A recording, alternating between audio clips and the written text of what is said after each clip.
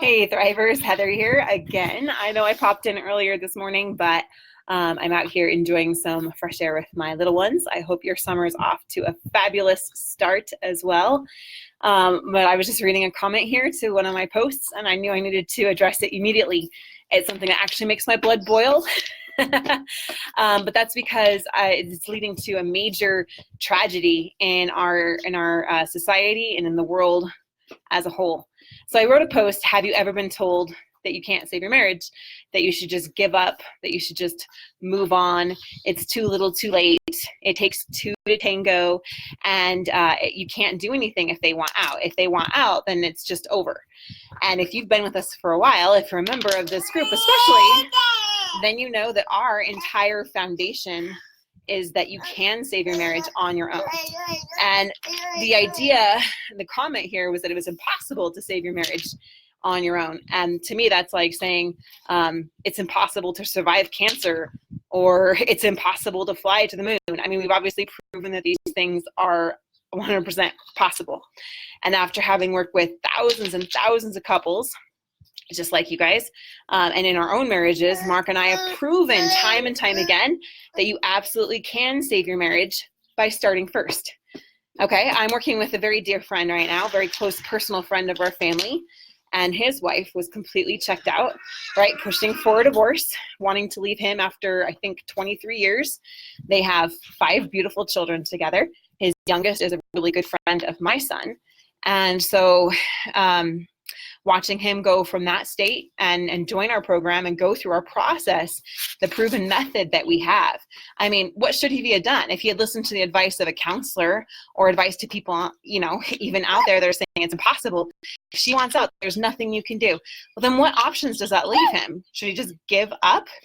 Is that it? Is that really the only choice that there is? Hey, Felicia, Angela, Tara, Denise, and Caitlin.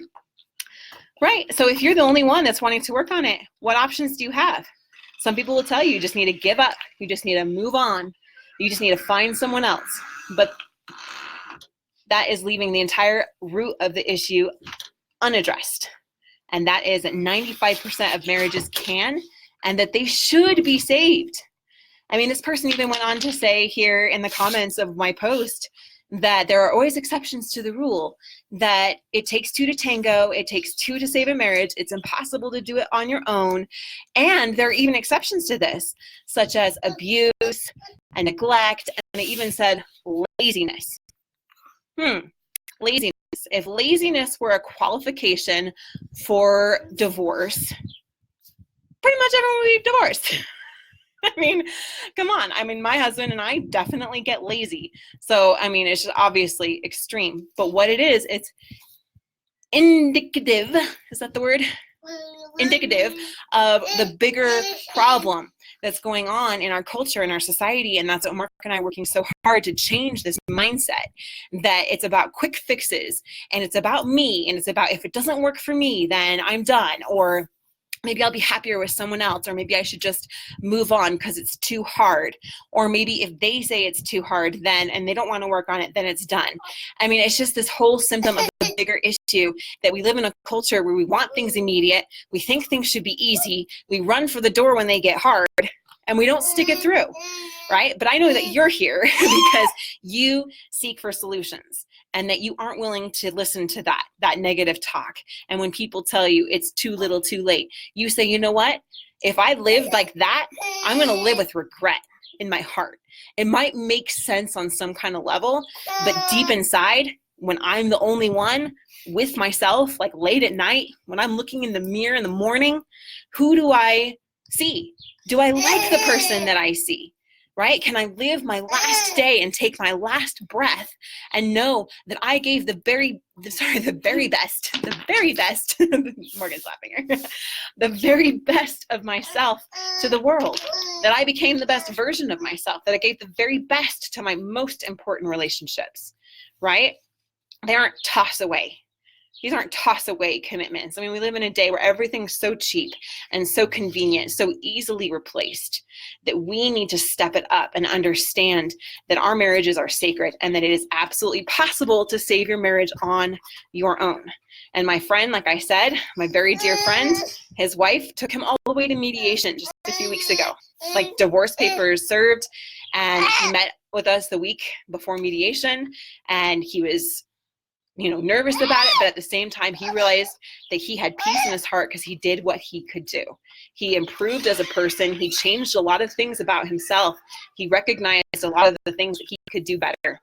And he showed up for mediation, and here they are sitting there with the lawyers and everything like that, and the mediator, and they've got attorneys involved. I mean, it's so expensive. They spent so much money on this. It's just insanely expensive here in the US for divorce, even with mediation. And she said, you know what? I'm going to give it 3 months. And so we bought him that time. That's exactly what we talk about, right? We showed him how he on his own could apply these principles of increasing understanding, uncovering the narrative, changing the story, right? To the point where they got to like the breaking point, right? Mediation, where he could literally end his marriage in that meeting, right? It could be completely over. And in that moment, I mean, it was like last minute, she agreed, you know what? I want to give this 3 more months, and I want to work on us. And so that's where they're at. He got the time that he needs, what he needs to do throughout this process. So I submit this question to you. Can you save your marriage by starting first? Can you do it even if you're the only one wanting to work on it, right? What's the evidence there? Hey, Denise. Yep, Felicia says, why walk out on everything y'all have worked hard for? Exactly. That is what everyone's been telling me, just leave him, but that is the farthest thing from what I want. Right, Carly, exactly. Hey, Mustang. Hey, Heidi and Jennifer, Brett, Miranda. So if you've been in this group for a while, you know that it's possible to save your marriage on your own. I mean, the people here in the group, they share their stories. They share their experiences. Does it always work? No. I'm going to give my earring to my baby. Here, play with that for a minute. Right? It doesn't always happen. However, what's really important to understand is that if you're going for the easy out, for the quick fix, for the cheap, fast alternative, because you just want to get out of pain, or you just give in to what everyone else is telling you, you get to live with the price of that. And the price of that is regret and guilt.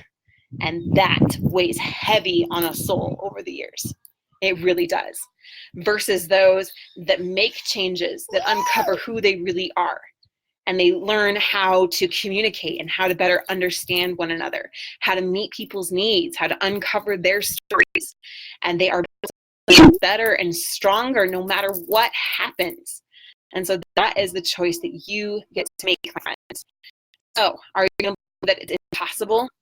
I don't believe in impossibility. I really don't.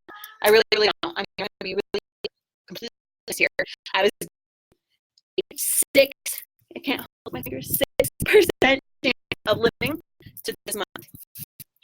This month right here in 2019. 6% chance. It was impossible for me and my baby, impossible, right?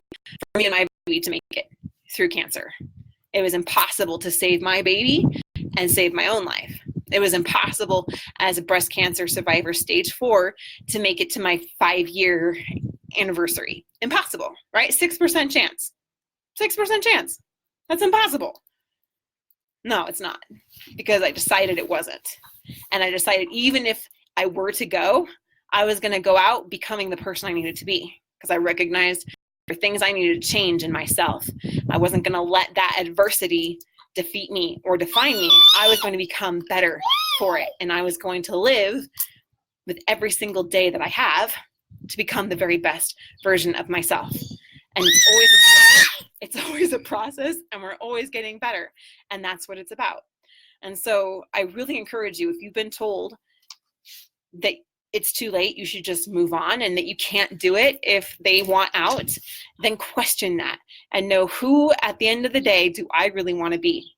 And recognize that the things that are showing up for you are most likely due to something that's deeper inside that needs to be healed.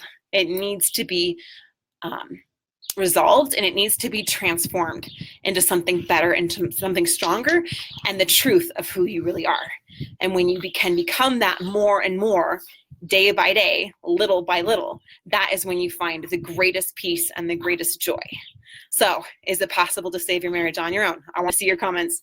I want to hear your stories. And I encourage you to reach out to those who've already been through this and let their experience speak peace to your heart and speak opportunity to your soul and speak hope to the possibilities that there are for you, for your family, for your precious children, and for your spouse as well. My heart, my love, my appreciation go out to you. Have a fabulous day.